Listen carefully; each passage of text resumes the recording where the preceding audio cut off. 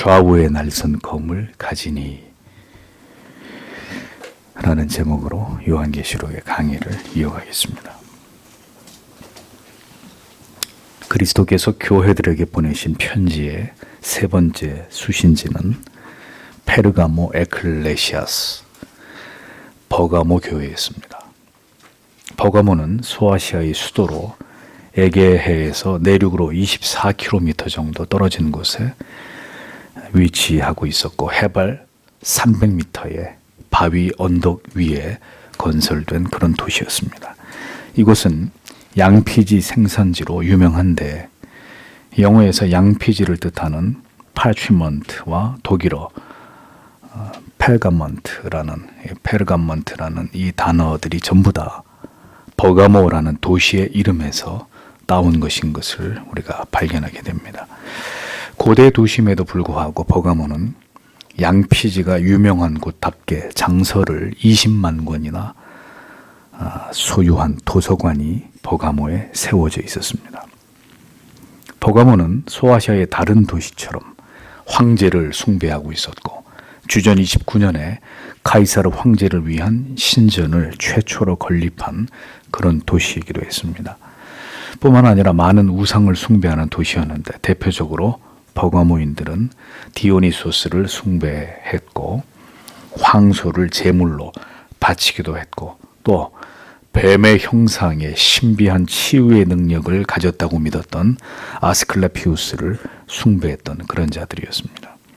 그 버가모 도시에는 온통 이 아스클레피우스의 상징인 뱀의 상징물들이 온 도시를 뒤덮고 있었다고 그렇게 적고 있습니다. 뿐만 아니라 버가모 사람들은 그리스의 제우스나 아테네, 데메테르 등의 신들을 숭배하고 있었던, 한마디로 버가모인들은 여러 신들을 숭배할 정도로 종교성이 매우 특심한 그런 자들이었다는 것을 알 수 있습니다. 그들이 고대에 도서관을 소유할 정도로 지식과 또 종교심에 특별한 열심을 가졌을지는 모르겠지만 그러나 영적으로는 매우 아둔하고 어리석고 사악한 자들이었다는 사실을 우리는 어렵지 않게 추측해 볼 수 있습니다.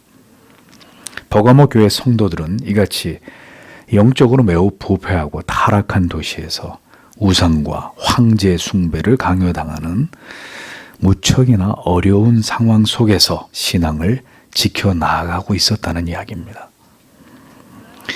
그래서였을까요? 버가모 교회에게 자신을 소개하시는 그리스도의 표현은 사뭇 두렵고 지엄한 것을 볼 수 있습니다. 12절을 보십시오.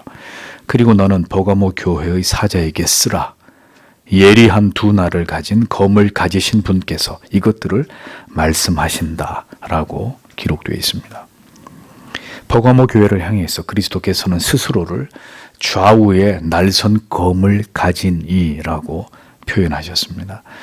당시 버가모에 있던 로마의 총독은 강력한 칼의 권세를 가지고 있었던 자였습니다. 누구든지 이 총독을 거역하는 자를 죽일 수 있는 권한이 그에게 있었습니다. 그러나 그는 육신의 생명을 주관할 뿐이었습니다. 그리스도께서는 인간의 생사와 영혼까지를 주관하시는 통치자이십니다. 이미 1장 16절에서 그리스도의 모습을 묘사하면서 그 입에서 좌우에 날선 검이 나오고 라고 표현하신 것을 우리가 살펴보았습니다. 교회 머리 되시는 그리스도의 입에서 나오는 말씀이 좌우에 날선 검과 같다라고 성경은 말씀합니다. 그리스도의 말씀은 절대적이라는 뜻이죠. 이 같은 주님의 칭호는 그리스도께 우주적인 심판의 권세가 주어져 있음을 명시하고자 하는 그런 의도로 기록된 것입니다.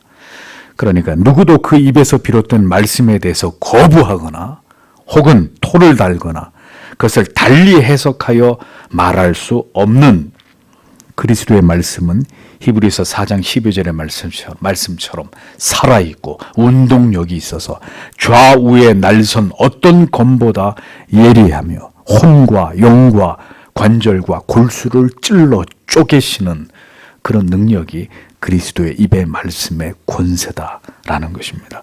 그 말씀 앞에서 결코 피할 수 없고 어떤 변명도 통하지 않으며 모든 마음의 생각과 뜻이 벌거벗겨진 듯이 주님의 말씀 앞에 드러나게 된다라는 것입니다. 우상을 숭배하며 거짓된 복음을 믿으며 그랬던 신앙의 길로 행하는 자들, 어리석은 사람의 생각과 판단과 뜻을 그것을 쫓아서 참된 신앙의 길이 아닌 길로 치우친 모든 자들에 대해서 그리스도의 말씀은 그 모든 것을 칼날같이 판단하실 것이고 그 진위를, 그 참과 거짓을 가려내실 것이다 라는 뜻입니다. 주께서 버가모 교회에게 이같이 자신을 처음 소개하시는 것은 버가모 교회의 성도들 중에 일부가 저지르고 있었던 죄악과 결코 무관하지 않습니다. 황제 숭배를 비롯한 온갖 우상들을 숭배하고 있는 사악하고 부패한 도시 버가모, 그곳에 세워진 버가모 교회였단 말입니다. 그러한 영적으로 사악한 환경적인 어떤 영향 때문에 결국 버가모 교회의 성도들 가운데는 사악한 니골라당과 발람의 교훈을 따르는 자들이 적지 않았다라는 사실이 그리스도께로부터 밝혀지고 있는 것을 오늘의 성경은 보여줍니다. 진리에서 벗어나고 참된 신앙에서 벗어나게 될 때 우리는 좌우의 날선 검을 가지고 우리에게 찾아오시는 두렵고 떨리는 주님을 배웁게 될 것이다 라는 것을 기억해야 합니다. 주 1세기경에 최초의 교회들이 그러하였듯이 교회가 서 있는 시대와 환경은 언제나 성도 여러분 이렇게 척박하고 반기독적인 환란과 박해가 존재했었던 것을, 그런 때였다는 것을 우리는 기억해 둘 필요가 있습니다. 그러한 가운데서 그리스도께서는 엄중하게 교회와 성도의 신앙을 지켜보고 계시고 그 모든 것에 대해서 반드시 심판하시는 교회의 머리가 되신다라는 점을 성경은 우리에게 분명하게 말씀하고 있다는 거죠. 이것이 바로 우리의 신앙이 언제나 세상과 시류에 영합하거나 우리의 상황과 우리의 생각이나 판단에 의해 흔들려서는 안 되는 명백한 이유입니다. 우리가 우리 자신을 판단하는 것이 중요하지 않고 언제나 양날의 검을 가지신 주님의 판단이, 주께서 우리에 대해서 무엇라 말씀하실지가 가장 중요하다라는 것을 그리스도인들은 절대로 잊지 말아야 하는 것입니다. 주께서 에베소 교회와 서문화 교회와 버가모 교회를 속속들이 알고 계시고 그 교회들을 모두 판단하고 계셨다는 것을 성도 여러분 기억하십시오. 교회와 성도가 어떤 결정을 하고 어떤 길을 행하든지 다 그리스도께 용인되는 것이 아닙니다. 우리가 하나님을 그렇게 알았다면 오해입니다. 무엇을 해도 인자한 할아버지가 손자를 그렇게 귀여워해 주듯이 그리스도께서도 교회를 향해서, 성도들을 향해서 그와 같을 것이라고 여겼다면 착각입니다. 좌우에 날선 검을 가지신 분께서 지금 버가모 교회를 꿰뚫어 보시면서 그들에게 무엇인가를 말씀하고자 하십니다. 이것이 얼마나 두려운 상황입니까?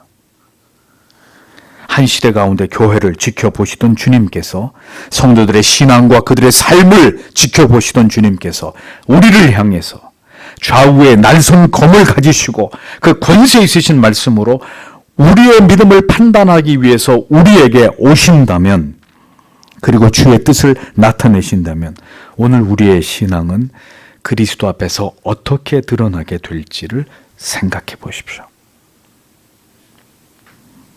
모골이 송연하지 않을 수 없는 일입니다. 모든 것을 공의 가운데 판단하시는 주님이십니다. 좌우에 날선 검을 가지셨다는 의미는 물론 비단 우리에게 두려움을 주는 것만은 아닙니다. 주께서 기뻐하시는 신앙의 올바른 가치를 지키기 위해서 수고하고 노력하면서 모든 희생을 지불한 그런 교회와 성도들을 모두 주님께서 정확히 알고 계신다는 의미도 될 수 있는 것입니다. 칼날처럼 정확하고 분명하신 그리스도이십니다.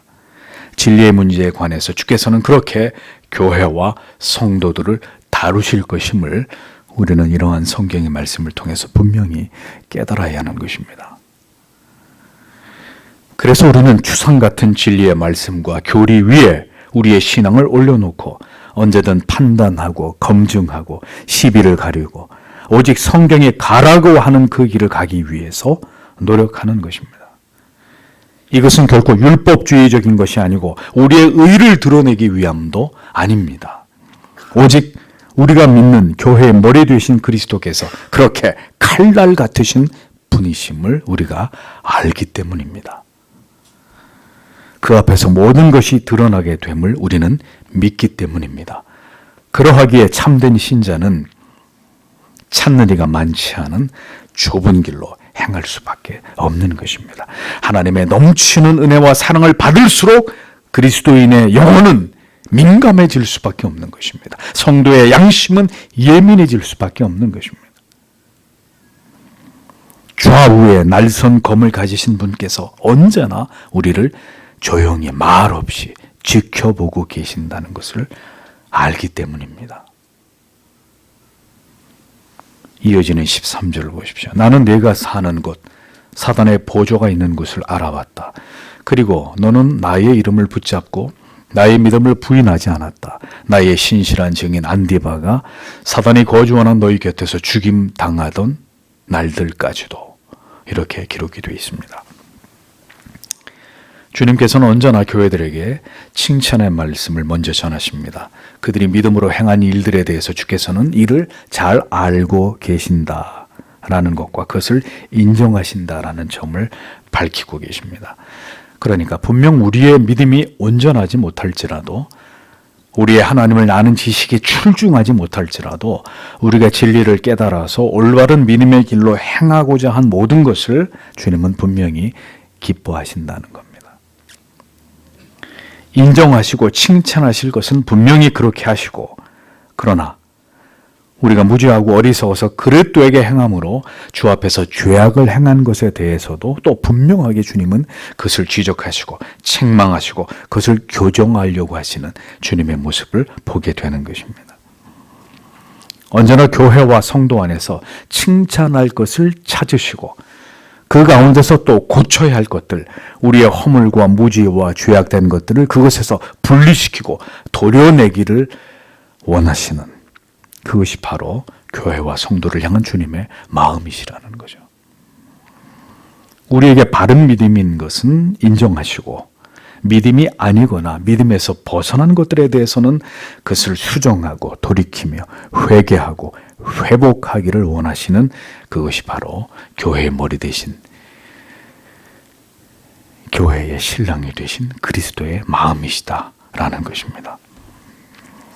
무엇을 잘못하고 무엇을 실수하고 어떤 죄를 짓는지를 가만히 지켜보시다가 그런 일이 일어났을 때 그로 인해서 우리를 버리시거나 미워하시거나 허물과 죄로 우리를 판단하시는 그런 주님이 아니십니다.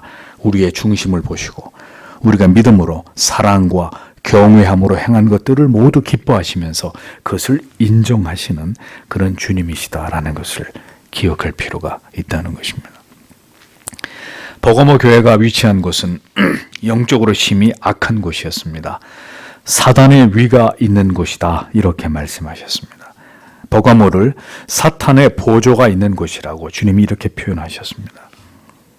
어떤 곳이 사탄의 보조가 있는 곳입니까? 버가모는 로마의 황제 숭배 사상과 각종 우상 숭배가 횡행한 곳이었습니다. 버가모는 사단이 또아리를 틀고 있는 사단의 본부와 같은 매우 사악한 곳이었습니다. 하나님을 대적하는 우상을 숭배하는 곳은 사단의 본진과 같은 곳이라는 것을 우리는 잊지 말아야 합니다. 하나님이 아닌 다른 신을 숭배하고 하나님의 명령을 거스려 악을 숭배하는 곳, 그곳이 사단의 진지와도 같은 곳이다 라고 성경은 표현합니다. 그렇다면 바로 우리가 살아가는 이 세상이 바로 사단의 위가 있는 곳이 아니면 어디겠습니까? 온갖 우상들을 숭배하며 타락하고 부패하고 음란하고 거짓과 불의가 판을 치는 지금의 세상이 사단의 왕국이 아니면 무엇이란 말입니까? 교회가 세워진 곳은 가장 거룩하고 경건하고 진실되고 정의로운 곳이 아닙니다. 온갖 죄악들이 관영하고 악의 끝이 존재하는 바로 그런 곳에 교회가 세워지는 것입니다. 그것이 하나님의 뜻이요 하나님의 섭리란 말이죠.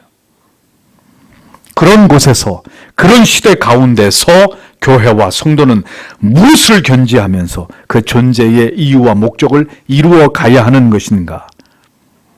성경은 이것을 말씀하고 있습니다. 뭐라고요? 내가 내 이름을 굳게 잡아서라고 말씀하고 있습니다. 사단의 보좌 위에 있는 버가모 교회, 어떤 상황이었겠습니까? 그야말로 치열하게 영적인 싸움을 벌여야 하는, 하루도 조용하고 평안한 날이 없는, 필연적으로 고난과 박해를 견뎌야 하는 날들이 버가모 교회에 계속되고 있었을 것입니다. 황제와 우상을 숭배하는 도시에서 이것을 거부하고 그들이 온전할 수 있는 길은 많지 않았을 것입니다. 핍박과 환난 속에서 교회와 성도가 존재하는 법은, 존재하는 방식은 무엇이냐? 성경이 얘기합니다. 바로 내 이름, 곧 주 예수 그리스도의 이름을 굳게 붙잡는 것이다 라는 것입니다. 붙잡다, 크라테이스라는 동사는 현재 진행형입니다. 어떻게 하라는 거예요? 굳게 붙들고 가라는 것입니다.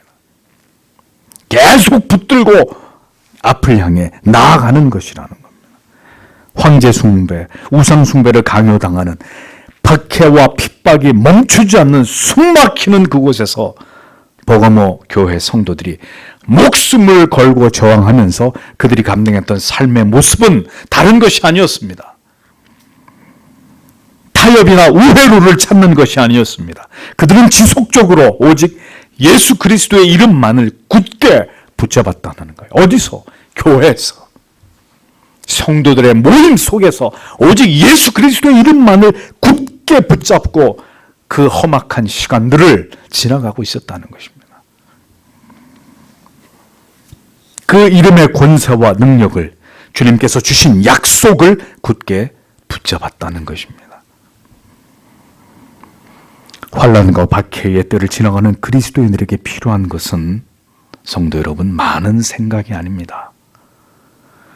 고민과 걱정과 근심이 아닙니다.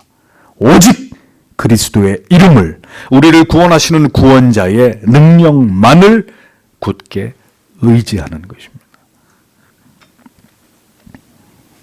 물론 그렇게 믿음을 지키면서 박해의 때를 지나가는 가운데 일부 교회와 성도들이 피해를 입기도 합니다. 내 충성된 증인 안디바가 너희 가운데 곧 사단에 거하는 곳에서 죽임을 당할 때에도 라고 주님께서 말씀하셨습니다. 여기서 말씀하고 있는 안디바, 안티파스, 그가 누구인지는 정확히 알 길이 없습니다. 다만 버가모 교회에서 나온 순교자라는 사실만을 우리는 추측할 수 있을 따름입니다. 유대인 역사가 유세비우스는 버가모에서 순교한 사람으로 카푸스, 파밀로스, 아가도니크라는 인물들을 기록하고 있는데, 아마도 안디바 역시 이 버가모 교회에서 나온 순교자 가운데 한 사람으로 여겨집니다. 전승에 의하면 안티파스는 1세기 말 로마의 도미티아노스 황제 때 순교를 당했는데, 그가 어떻게 죽었느냐? 노쇠로 만든 황소 모양의 틀 속에 넣어져서 서서히 불에 달궈져 굽혀져 죽임을 당했다고 전하고 있습니다. 산 사람을 황소 모양의 노쇠의 틀 안에 넣어서 밑에서 불을 떼서 사람을 그렇게 구워 죽였다는 거예요. 안티파스가 그렇게 순교했다고 전승에 의하면 전해집니다. 이런 끔찍한 순교의 장면을 보면서도 버가모 교회의 성도들은 어떻게 했다고요? 주를 믿는 믿음을 저버리지 않았다. 나를 믿는 믿음을 저버리지 아니하였도다. 그리스도께서 증언하고 계십니다. 예수 그리스도의 이름을 굳게 붙잡을 때 우리는 우리의 믿음을, 우리의 신앙의 고백을 굳게 지킬 수 있는 것입니다. 우리의 의지로 되는 것이 아닙니다. 여러분이 예수 그리스도를 붙잡을 때 그리스도는 여러분을 붙잡아 주시는 것입니다. 버가모 교회는 우리에게 영생을 약속하시는 예수 그리스도의 복음의 약속을 굳게 굳게 붙들므로 그들의 믿음을 지킬 수 있었습니다. 배도의 유혹에 넘어가지 않을 수 있었던 것입니다. 한마디만 하면 목숨을 건질 수 있었습니다. 예수 그리스도가 주가 아니라 로마의 황제가 가이사가 주라고만 고백하면 얼마든지 살 길이 있었습니다. 그러나 버가모 교회의 성도들은 목숨을 구걸하지 않았습니다. 자기의 직업과 인간관계 속에서 심지어 가족들에게까지도 자신들의 신앙의 고백을 지킴에 있어서는 어떤 것도 타협하지 않았다는 거죠.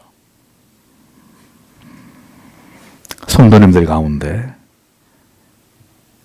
교회를 가면 직장에서 눈총과 불이익을 받게 되는 일들이 이제 일어나고 있습니다. 코로나 상황 속에서 주일날 교회를 갔습니까? 여러분들의 직장에서 그것을 확인을 하고 그것이 확인이 되면 불이익을 주는 이런 일들이 일어나고 있습니다. 실제로 참으로 억울하고 도저히 받아들이기 어려운 불합리한 일들이 교회를 가서 예배를 드리는 그리스도인이라는 이유만으로 이제 교회는 전염병의 감염원이라는 이 프레임이 씌워져가지고 교회와 성도에 대한 더 큰 편견과 혐오를 지금 만들어가고 있습니다. 예배를 포기할 것이냐 아니면 직장을 포기할 것이냐 이제 이러한 문제까지 실제적으로 고민해야 되는 시대가 되어버렸습니다. 우리의 믿음을 우리의 신앙의 고백을 지키기가 이렇게 점점 더 어려워지고 있다는 것을 실감하게 됩니다. 죽음의 위협과 두려움 속에서도 초대교회의 성도들은 예수의 이름을 굳게 붙들고 그들의 믿음을 부정하지 않았습니다. 신앙을 지키는 것은 우리의 의지가 아닙니다.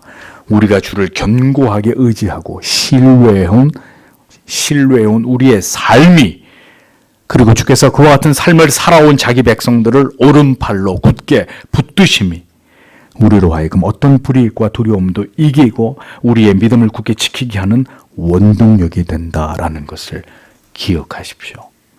그게 하루아침에 하늘에서 뚝 떨어지는 문제가 아니라는 것입니다.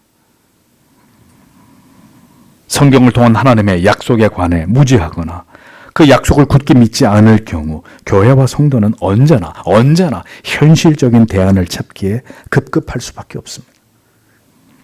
살기 위한, 피해를 입지 않기 위한, 불이익을 받지 않기 위한 대책을 찾는데 골몰할 수밖에 없습니다. 그리고 그 결과는 결국 비굴한 타협이고 굴복이 되는 것입니다. 성경이 말씀하고 있는 올바른 믿음에서 비껴서는 선택을 할 수밖에 없게 되는 것입니다. 기독교의 신앙은 살 길을 구걸하는 길이 아닙니다. 나도 살고 신앙도 지키고 그렇게 양다리를 걸칠 수 없는 길입니다. 주의 지키시고 돌보심이 있기를 간구해야 하지만 결국 선택의 여지가 없는 막다른 골목에 이르게 될 때 우리는 우리의 목숨으로 우리의 신앙을 지킬 수밖에 없는 신자는 그런 사람들입니다. 그러나 그와 같은 결연히 우리의 신앙의 고백을 지키는 일은 분명 과거에 우리가 지나온 신앙의 여정 속에서 준비되어져 있어야 하는 것이고 우리에게 약속하신 하나님의 은혜가 시기적절히 부어질 때에 가능한 일입니다. 그래서 우리는 언제나 준비되어야 하고 깨어 있어야 하는 것이고 성경은 누누이 이것을 강조하고 있다는 것을 우리는 기억해야 되는 것이죠. 믿은 지 오래지 않아 믿음이 없다 그럴 수 있습니다. 그러나 믿음이 없는 것이 아니라 엄밀하게 말하면 주님을 만나지 않은 것입니다. 교회를 오래 다녔어도 그리스도의 십자가를 경험하지 않았다면 구속의 은혜에 대한 회심의 감격이 없는 사람이라면 그는 믿음이 없거나 믿음이 연약한 사람입니다.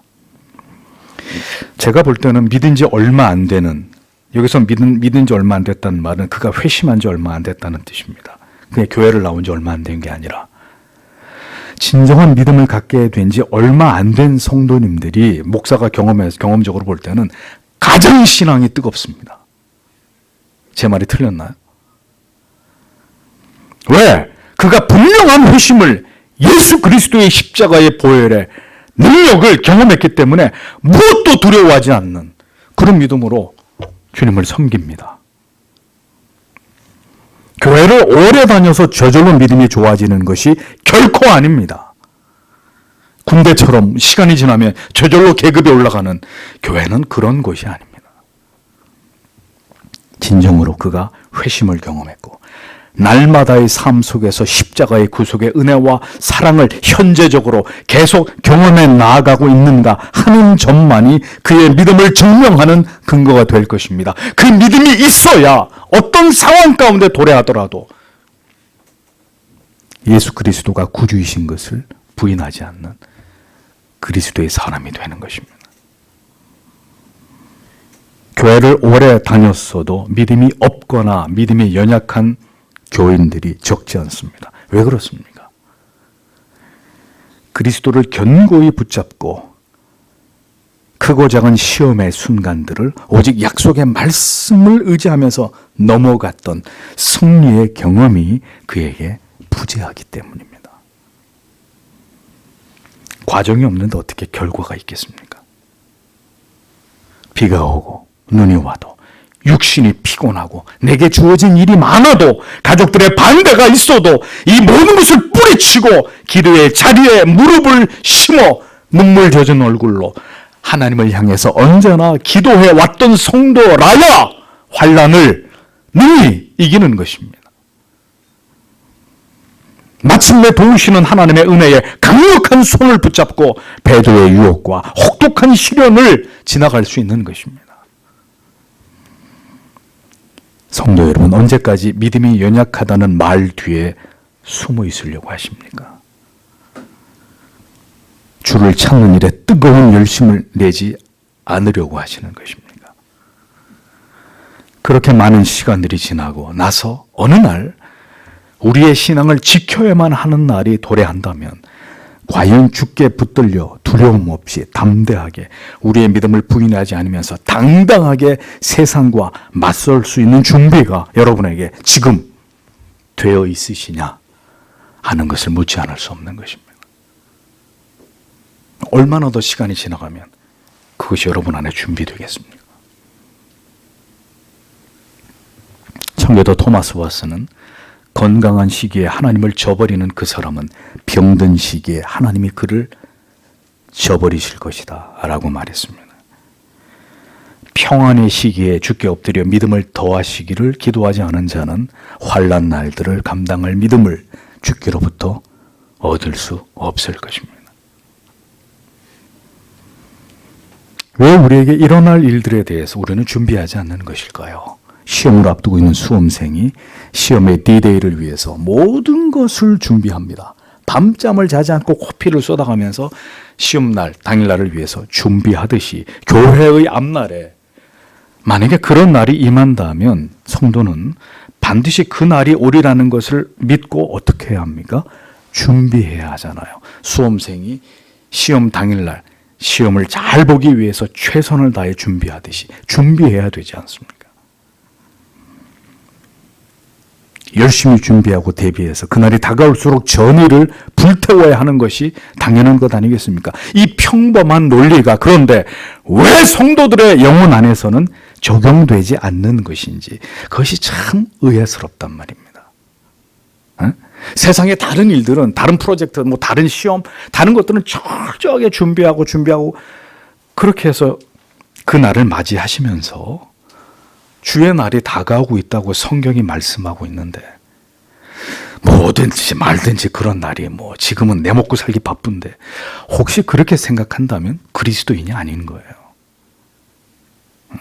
지금은 내 일이 바쁘고 지금은 피곤하고 지금은 시집가고 장가가야 되고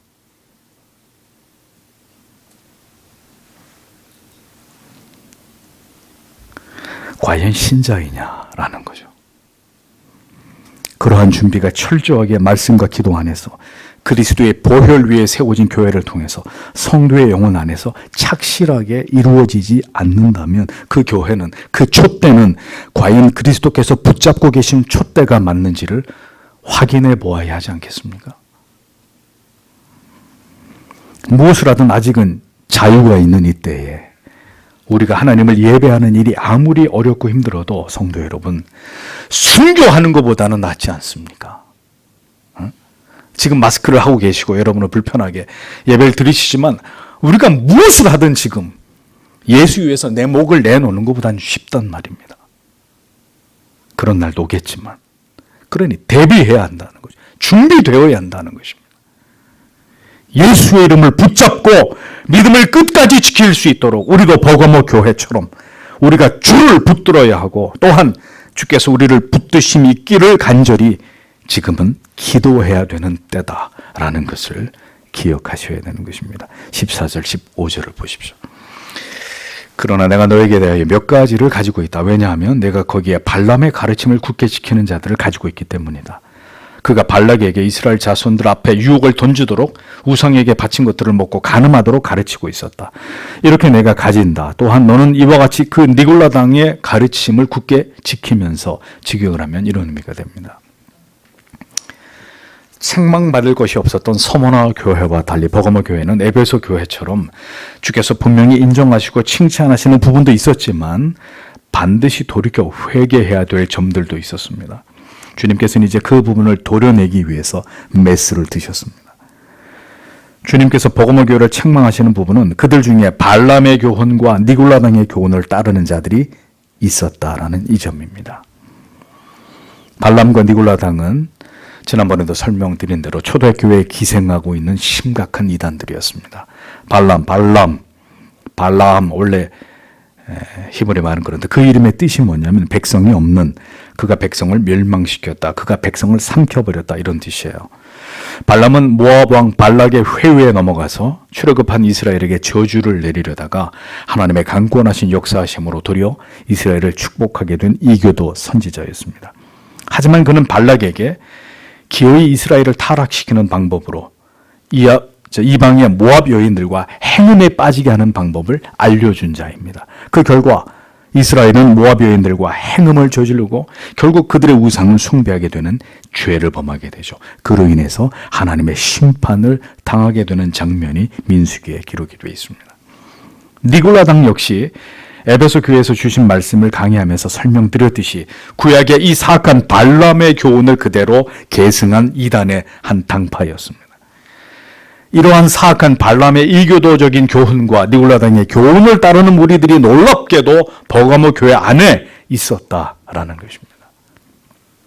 어처구니 없는 일이죠. 그러니 여러분, 이 초대교회들을 보십시오. 지상교회는 불완전하단 말이에요. 알곡과 쭉정이가 함께 섞여 있단 말입니다. 진리를 쫓으려는 자들과 진리를 거부하는 자들이 언제나 교회 안에 공존한단 말입니다. 모두가 참된 복음과 진리와 교리를 쫓는 듯 하나, 어떤 이는 사람을 추종하고 어떤 이는 교회를 통해서 사사로운 이권을 얻으려고 하고 어떤 이들은 깊이 기독교의 교리와 복음에 심취하지 못한 채 그릇된 사상과 철학과 인간의 이념을 쫓기도 합니다. 어떤 이들은 팔을 짓고 당을 만들고 어떤 이들은 신비주의적인 현상과 체험을 여전히 신봉하기도 하죠. 여러 사람들이 교회 안에 있는 거예요. 에베소 교회도 버가모 교회도 분명 하나님이 인정하실 만한 아름다운 믿음의 증거들, 열매가 있는 교회들임에도 불구하고 또한 그 교회들 안에는 반드시 도려내야 될 죄악이 존재하고 있었다라는 것을 보게 됩니다. 이단들과 거짓 교사, 거짓 사도들, 발람의 교훈을 쫓는 니골라당의 교훈을 따르는 이러한 어리석은 교회 안에 그 악한 정체를 숨기고 있는 그리스도에게 속하지 않은 존재들이 버가모 교회 안에도 있었단 말이에요. 지상교회는 아무리 거룩과 순교를 강조하고 바른 교리와 말씀의 기치를 세워도 온전할 수 없습니다. 사탄 마귀는 끊임없이 복음의 순수성을 해하고 교리를 공격하는 일들을 교회와 성도를 대상으로 행합니다. 자기의 편들을, 이를테면 신천지 같은 이단들을 트로이의 목마처럼 교회 안으로 잠입시키고 성도들의 영혼을 교란시켜서 어떻게 해서는 교회를 분열되게 하고 붕괴되도록 하는 일들을 끊이지 않습니다. 그래서 교회는 깨어 있어야 하고 이 같은 일들이 일어나는지 여부를 항상 잘 살펴야 하는 것이죠. 지금은 사회든 교회든 이념이 칼날같이 대립하고 있고 자기들이 좋아하는 특정한 사람들을 맹목적으로 추종하면서 우상시하는 심히 패역하고 악한 때입니다. 한국 교회 역시 진보와 보수로 나뉘어져서 치열하게 싸우고 있습니다. 그러는 가운데 현저하게 성동원의 사랑은 소멸되어 가고 있고 교회의 연합은 쪼개어지고 있습니다. 그리스도의 복음 이외에 다른 것을 붙들 때 이 같은 참담한 일들은 계속해서 벌어질 수밖에 없는 것입니다.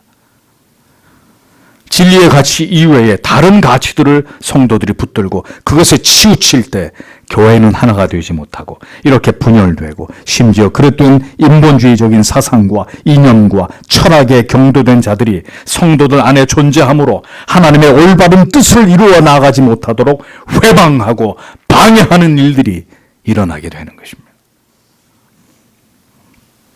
발람이 발락을 가르쳐서 이스라엘의 올무를 놓아가지고 우상의 제물을 먹게 하고 행음하게 했듯이 사탄은 지금도 교회 안에 유입된 그릇된 사상이나 이념이 성도들의 영혼을 병들게 하므로 또 진리가 아닌 것을 지지하고 성경이 금한 것을 영원하게 하는 일들을 행함으로 주님의 교회를 흔드는 일들을 계속해오고 있단 말입니다. 우리는 성경이 우리에게 명백하게 손가락을 집어서 이같이 문제를 지적하는 이러한 진리의 비수에 우리의 영혼이 깊이 찔림을 받아야 합니다. 우리의 영혼을 수술하시고 주의 교회를 회부해서 죄악의 종양을 도려내시는 그 주님의 손길을 모든 교회들은 받아들여야 하는 것입니다.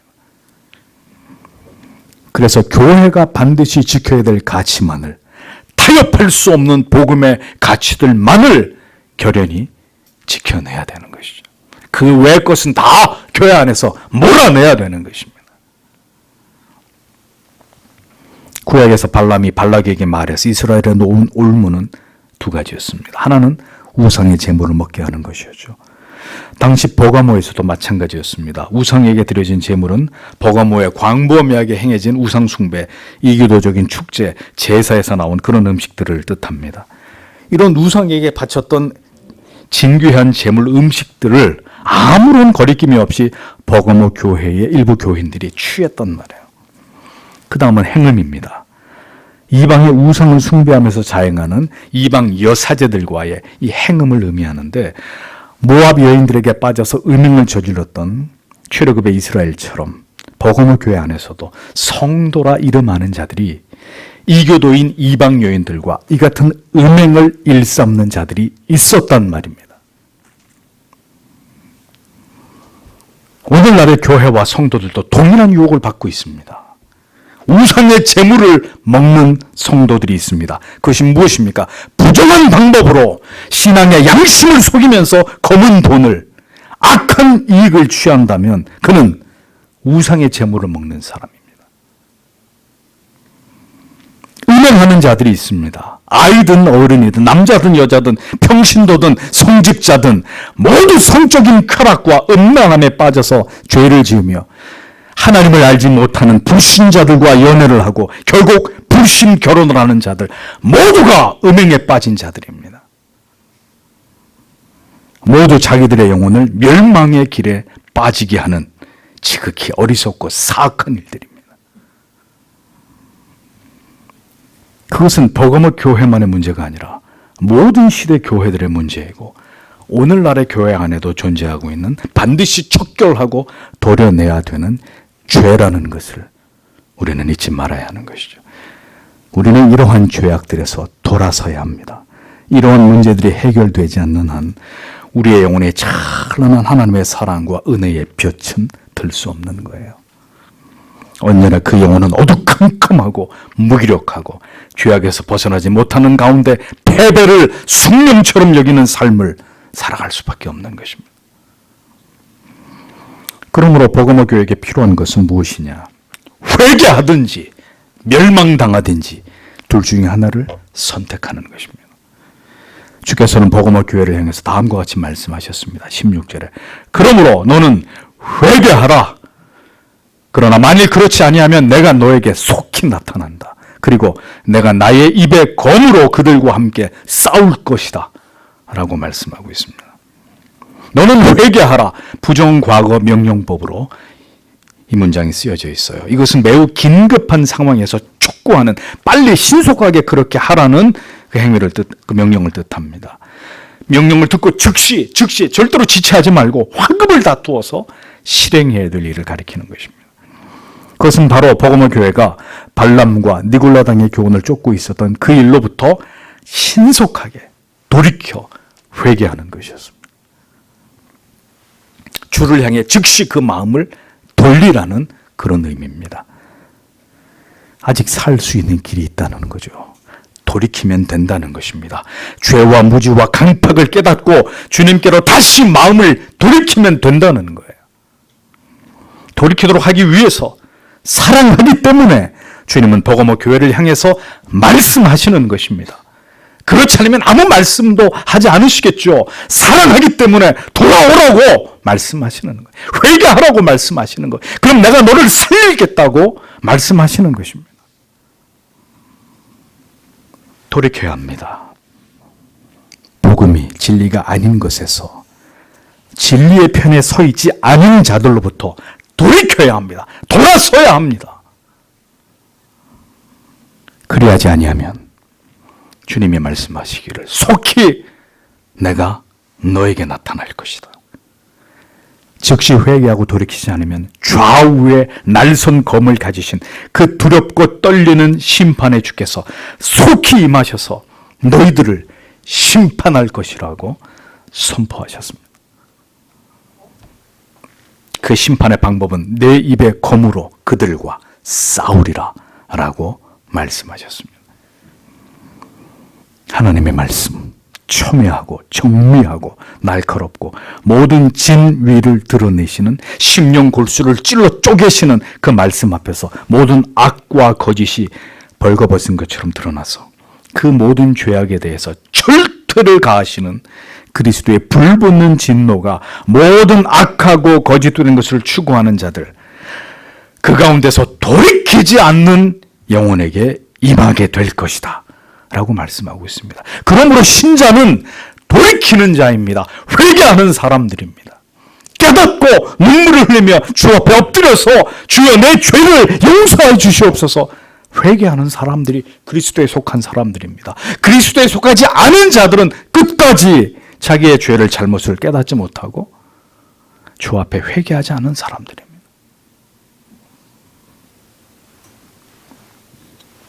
교회 안에 있었지만 그리스도 밖에 있었던 자들, 참된 진리의 사각지대에 복음이 아닌 것을 추종하던 자들, 부디 하나님의 말씀 안으로 사람의 생각과 뜻이 담겨 있지 않은, 사람을 위하지 않고 오직 하나님을 높이는 참된 복음 안으로 모두 돌이켜서 올바른 진리의 길을, 영생의 길을 가는 모든 성도님들이 되셔야 하는 것입니다. 깨닫고 돌이켜 회개하지 않는 자, 그들에게는 피할 수 없는 심판과 멸망이 임하게 됩니다. 교회 안에 있어도 주의 심판을 피할 수 없게 될 자들이 있습니다. 그들의 믿음이 성경의 지지를 받지 못하며 그들의 신앙의 모든 행위가 좌우의 날선 검과 같은 주의 입에서 비롯된 진리의 말씀과 다르다면 그들은 심판을 피할 수 없게 될 것입니다. 복음이 아닌 인본주의적인 모든 사상과 철학과 세계관을 즉시 버리십시오. 즉시 그것에서 돌아서십시오. 성경의 진리와 결코 한 방향으로 갈 수 없는 모든 인간들이 만든 가치들을 버리십시오. 그것이 우리의 영혼이 살 길이고, 그렇게 결단하여 주께로 돌이키는 자들이 하나님의 택하심을 입은 자녀들입니다. 17절을 보겠습니다. 귀를 가진 자는 영의 교회들에게 말씀하시는 것을 들으라. 이기는 자에게는 내가 그에게 감추어 온 만나를 줄 것이다. 그리고 내가 그에게 흰 조약돌을 줄 것이다. 그리고 취한 자를 제외하고는 돌 위에 기록되어 온 새 이름을 아무도 알아오지 못했다. 이렇게 기록되어 있습니다. 자, 보십시오. 모든 교회들마다 주님께서 약속을 하십니다. 이기는 자에게는 그 대상은 이기는 자, 반복되는 표현입니다. 다시 말하지만 교회와 성도는 결코 패배자들이 아닙니다. 이 세상뿐만 아니라 영원토록 그리스도의 교회는 기억하십시오. 승리하는 교회입니다. 이 땅에서 우리의 재산과 명예와 목숨을 잃어버리게 되는 일이 있더라도 우리는 우리가 믿는 신앙을 지키면서 신앙의 그 고백을 지켜내므로 결국 우리는 이기는 자들이 될 수밖에 없습니다. 우리의 모든 것을 빼앗아 가더라도 우리의 믿음과 영생의 소망만큼은 누구도 우리 안에서 빼앗아 갈 수 없는 것입니다. 신앙의 가치는 그러한 것입니다. 모든 것을 다 내어주고도 끝까지 지켜낼 수 있는 그것, 결국 우리가 승리할 수밖에 없는 그 가치가 바로 믿음입니다. 믿음. 어떠십니까? 여러분은 믿음의 가치를 이렇게 생각하시면서 주님을 쫓고 계시는가요? 버릴 수 있는 것은, 목숨을 구걸하며 포기할 수 있는 것은 신앙이 아닙니다. 신앙은 이미 승리가 담보되어 있는 가장 분명하고 확고한 가치입니다. 우리에게 분명히 하나님께로부터 말미암은 이 믿음이 있어야 환난을 이기고 모든 핍박과 불이익들을, 모든 악을 이기고 진리와 신앙을 지켜낼 수 있다는 사실을 잊어버리지 말기를 바랍니다. 그러니 주께서 우리에게 이것을 감당할 수 있는 은혜를, 믿음을 달라고 성도는 늘 깨어 기도해야 되는 것이죠. 주님께서 이기는 그들에게 두 가지를 주시겠다고 약속했습니다. 감추어진 만나와 흰 돌입니다.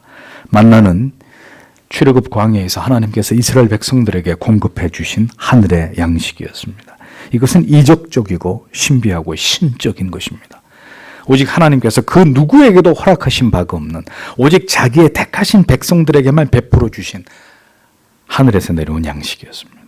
이것이 감추어졌다는 것은 모두에게 허락된 것이 아니라 오직 그리스도의 사람들에게만, 택자 이스라엘에게만 주셨듯이 오직 그리스도의 사람들에게만, 오직 택하심을 입은 하나님의 자녀들에게만 구원하시는 은혜를 주시겠다는 거예요.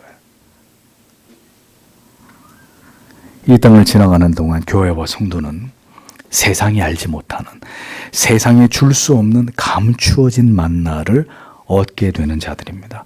그리고 나아가서 이 만나를 받는 자들은 영생하는 축복을 누리는 자들이 되는 것입니다. 우리가 주를 위해서 고난을 당하고 복음을 위해서 궁핍할 때 교회와 성도에게는 하늘에 감추어진 만나가 우리의 영혼에 채워지게 된다는 사실을 잊어버리지 마십시오.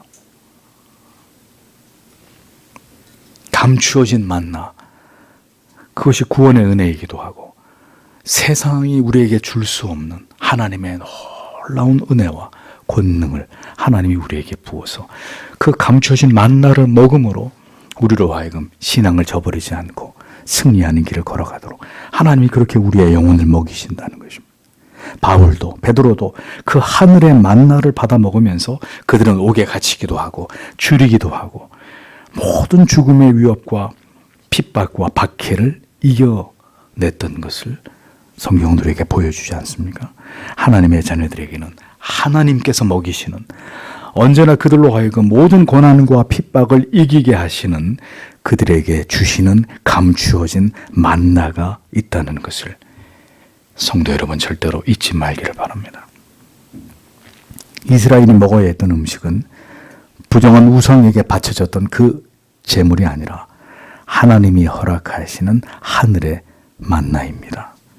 하나님의 교회와 성도는 세상에 던져주는 고깃덩어리를 받아먹는 자들이 아닙니다. 오직 참되신 하나님의 말씀을 먹는 자들입니다.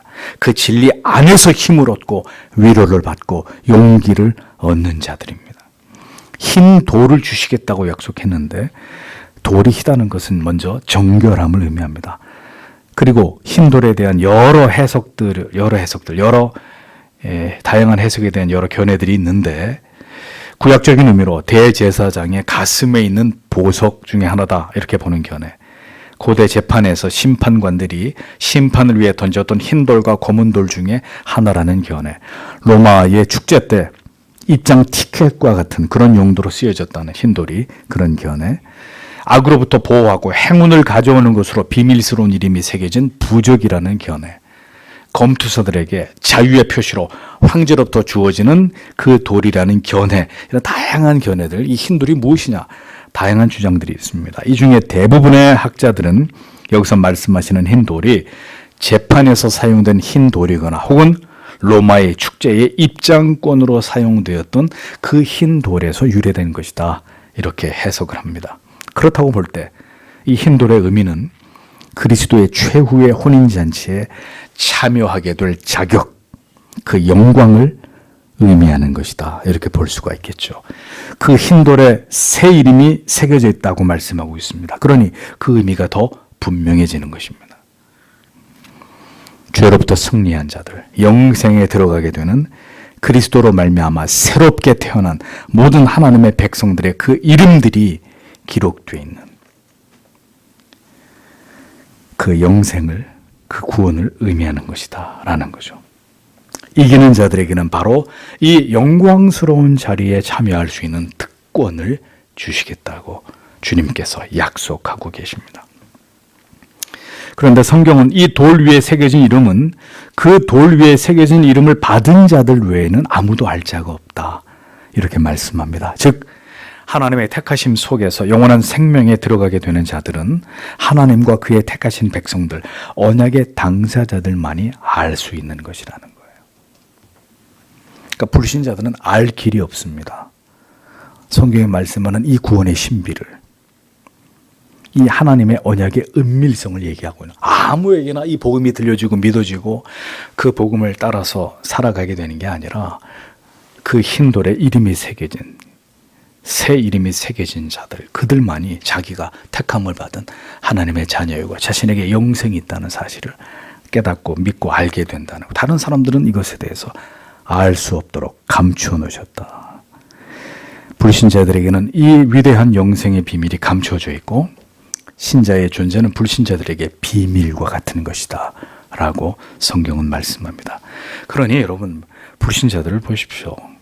이런 진리를 알고 싶어 하지도 않고 알 수도 없다는 거예요.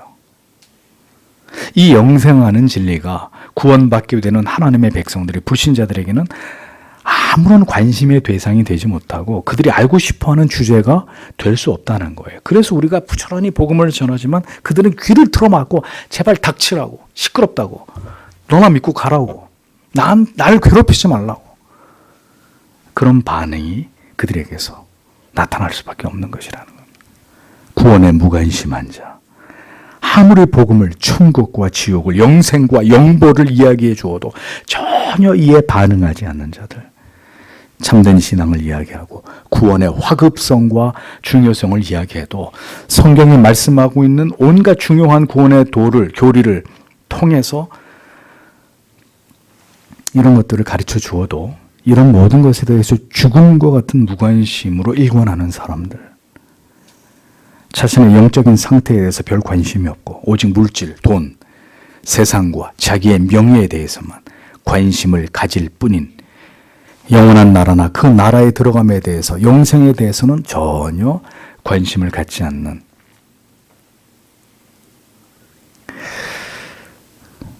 그런 사람들, 혹 그런 관심이 잠시 교회 안에 머물러 있는 이 시간으로 족하고 그 외 모든 거룩한 주제들에 대해서는 전혀 아무런 관심도 열정도 깨닫고자 하는 진실된 마음도 없이 교회를 들락날락하는 혹 그런 사람들, 그들이 바로 그 이름에 대해서 알 수 없는 자들이 되는 것입니다.